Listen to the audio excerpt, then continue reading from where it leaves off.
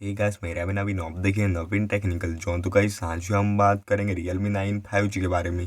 Guys आज का हमारा टॉपिक है keyboard sound settings, how to enable and disable keyboard sound. तो गाइस अगर आप अपने फ़ोन में कीबोर्ड साउंड को इनेबल एंड डिसेबल करना चाहते तो गाइस यह वीडियो को आखिरी तक देखिए एंड समझिए। एंड अभी तक आपने हमारे चैनल को सब्सक्राइब नहीं किया है तो प्लीज़ सब्सक्राइब कर लीजिएगा।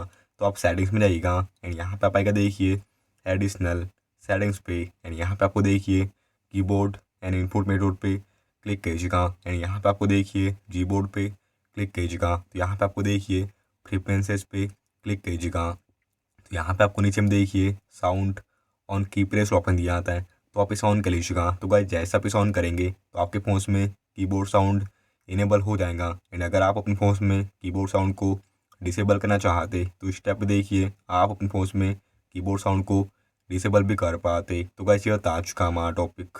उम्मीद है कि आपको वीडियो पसंद होगी। आज के लिए बस इतना ही। Thank you.